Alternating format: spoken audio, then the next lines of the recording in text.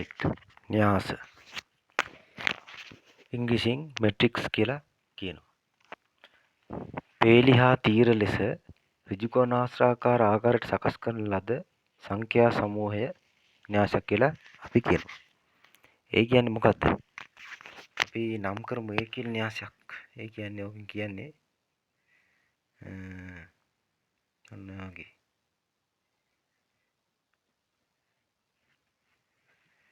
තේරෙනවද? මේ ඉංග්‍රීසි කැපිටල් අකුරකින් නම් කරන ලද මේ න්‍යාසයක් නම් කරන්නේ ඉංග්‍රීසි කැපිටල් අකුරකින් නම් කරලා තියෙනවා. ඍජුකෝණාශ්‍රාකාර ආකාරයට සකස් කරන ලද සංඛ්‍යා සමූහය තමයි න්‍යාසයක් කියලා කියන්නේ. ඒක ඍජුකෝණාශ්‍රාකාර ආකාරය. තේරෙනවද? ඒ වගේ දෙකට තමයි න්‍යාසයක් කියලා කියන්නේ. ඒතර මේ න්‍යාසයේ මේ ඉලක්කම වලට මේ 2 1 7 1 ඕවට මොනවද කියන්නේ? න්‍යාසයක අවයව කියලා කියනවා. න්‍යාසික මොකද්ද? අවයව කියලා කියනවා ඕවට. ඒතකොට ඉංග්‍රීසි කැපිටල් අකුරකින් තමයි න්‍යාසයක් නම් කරන්නේ. right. ඊළඟට අපි යමු න්‍යාසයක ගණය නම් කිරීම. න්‍යාසයක ගණය නම් කිරීම. න්‍යාසයක ගණය නම් කිරීම.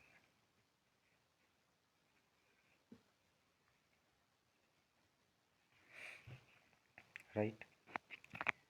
න්‍යාසක ගණය කියලා කියන්නේ අපි දැන් ඒ කියලා න්‍යාසයක් නම් කරත් එහෙම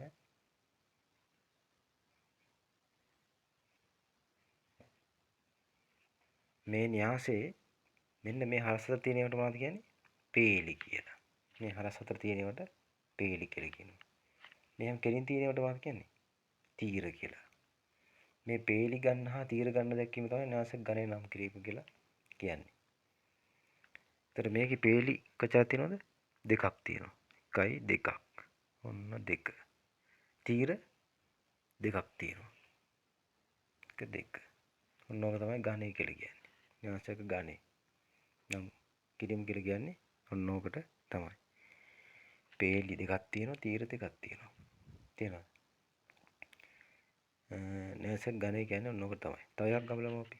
තව උදාහරණයක් ඔන්න 1 3. මේකේ පේලි කොච්චරක් තියෙනවද? දෙකක් තියෙනවා. පේලි දෙකක්. තීර එකක් තියෙනවා. ඒ කියන්නේ 2 1 න්‍යාසයක්. ඒ කියන්නේ 2 1 න්‍යාසයක්. මේක 2 2 න්‍යාසයක්. තව එකක් ලියමු අපි. C කියලා එකක් මොන දැම්මා.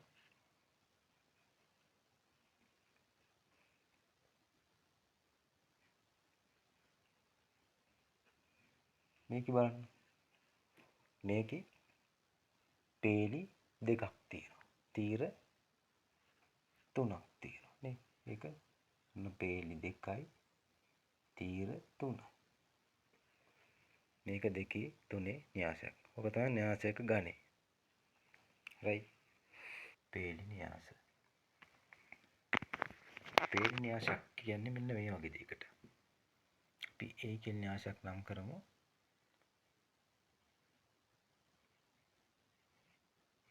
මේ න්‍යාසයේ ගණය ගත්තොත් එහෙම පේලි එකක් තියෙනවා නේ. තීර දෙකක් තියෙනවා. මේක තමයි න්‍යාසයේ ගණය. මේ වගේ පේලි එකක් තියෙන ඒවා මොකද්ද කියන්නේ? පේලි එකක් තියෙනවා නම් පේලි න්‍යාසයක් කියලා කියනවා. තියෙන තීර ඕන ගානක් තියෙන්න පුළුවන්. ඒක ප්‍රශ්නයක් නැහැ. right. අපි තව එකක් නම් කරමු. B කියන න්‍යාසයක්.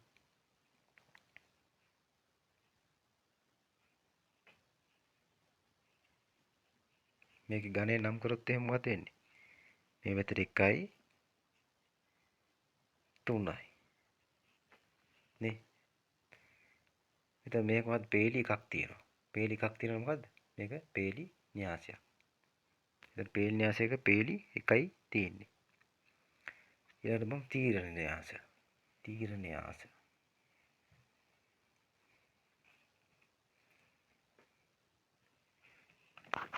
තීර න්‍යාස.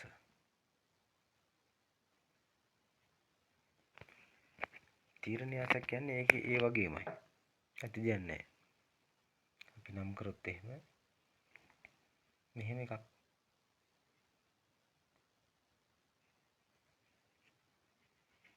මේකේ බලන්න පේලි 3ක් තියෙනවා. තීර එකක් තියෙනවා. නේ පේලි 3යි තීර 1යි. 3යි ඉස්සලාම් පේලි ගන්න දක්වන්නේ. ගණේදී. තීර 1යි. තේනවද? එතකොට පේලි 3යි තීර 1යි. මේ තීර එකක් තියෙනවනේ මොකද කියන්නේ? ඒ කියන්නේ මෙහෙම දිගට තියෙන්නේ. තීර එකක් තියෙනවනේ මොකද කියන්නේ? තීර න්‍යාසයක් කියලා. තව එකක් බලමු අපි.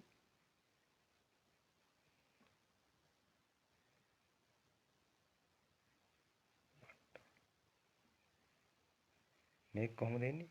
ගණේ ලිව්වොත් එහෙම 2යි 1. 2 එකේ න්‍යාසය. දෙකේ එකේ න්‍යාසය. තීර 1යි තියෙන්නේ. නේද? එහෙනම් මේක තීර න්‍යාසය. right? සමචතුරස්‍ර න්‍යාස. ඊළඟට අපි යමු සමචතුරස්‍ර න්‍යාස.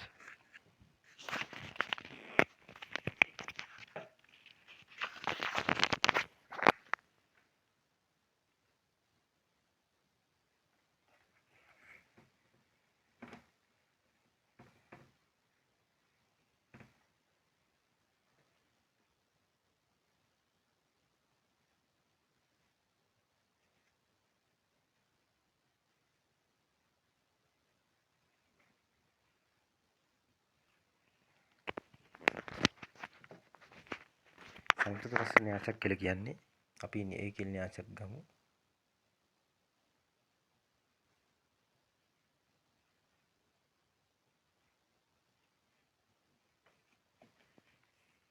මේ ගණේ ලිව්වොත් එහෙම අපි පේලි 2යි තීර 2යි. නේ මෙන්න මේ වගේ පේලි ගන්නයි තීර ගන්නයි සමානයවට මොකද්ද අපි කියන්නේ? න්‍යාස වලට මොනවද කියන්නේ අපි? සමචතුරස්‍ර න්‍යාසයක්. ඒ කියන්නේ සමචතුරස්‍රයක හැටි. සමචතුරස්‍රයක් ගත්තොත් එහෙම මෙහෙමනේ තියෙන්නේ. නේද? මේක මේකත් මේක දිගයි මේ කියන්නේ මේ වගේ තමයි. කියන්නේ දිගයි පල්ලයි සමානයිනේ. මේකෙත් පේලි ගන්නයි තීර ගන්නයි සමානයි. ඕවට තමයි අපි මොනවද කියන්නේ? සමචතුරස්‍ර න්‍යාස කියලා කියන්නේ. right? එතකොට අපි සමචතුරස්‍ර න්‍යාසයක් ගත්තොත් එහෙම සමචතුරස්‍ර න්‍යාසයක මෙන්න මේකට මොකද්ද අපි මෙන්න මේකට අපි කියන ප්‍රධාන විකර්ණය කියලා. ඒ කියන්නේ මේ වම් පැත්තේ උඩ ඉඳලා දකුණු පැත්තේ යටට යනකම් තියෙන විකර්ණය තියෙනවනේ. දැන් මේ සමචතුරස්‍රයකත් මෙන්න මේකනේ විකර්ණය. විකර්ණය කියන්නේ ඕනෝකරනේ. ඕවටනේ. නේද? මුළු ව්‍යාකරණ. ඒතර මෙන්න මේක තමයි සමචතුරස්‍ර න්‍යාසයක ප්‍රධාන විකර්ණය කියලා කියන්නේ. මොකද්ද? ප්‍රධාන විකර්ණය.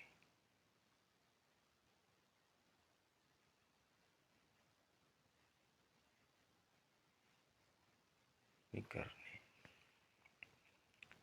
right? අපි සමචතුරස්‍ර න්‍යාසය තව ටිකක් ඉගෙන ගමු.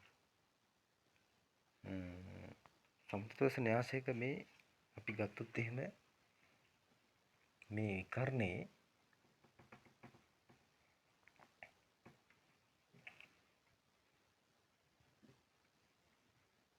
ඔන්න ඔහම තිබ්බොත් එහෙම මේ ප්‍රධාන විකර්ණයේ එක අවයවවල අගය එකනම් සියලුම අවයවවල අගය එකනම් මොකද්ද වෙන්නේ? ඒක ඒකක න්‍යාසයක් කියලා කියනවා.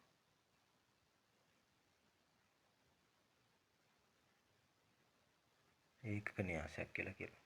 ඒ කියන්නේ මේ සියලුම අවයවය අගය එකනම්. මොකද කියන්නේ ඒකක න්‍යාසයක් කියලා කියනවා. අපි තවත් බලමු ඒක න්‍යාසයට උදාහරණයක්. මේ ප්‍රධාන විකර්ණය ඔන්නෝම එක වෙලා තිබිලා. නේද? මෙන්න මෙහෙම වුණොත් එහෙනම් මොකද වෙන්නේ?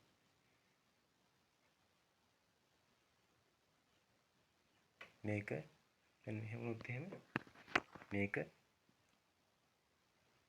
මේ ප්‍රධාන විකර්ණයේ අවයව සියල්ල එකයි. අනිත් ඒවා බිඳුවයි. ඒකට මොකක්ද ඒව කියන්නේ? සමචතුරස්‍ර න්‍යාසයක් කියලා. අපි ගමු මෙහෙම න්‍යාසයක්. ඒකේ න්‍යාසයක් නම් කරමු.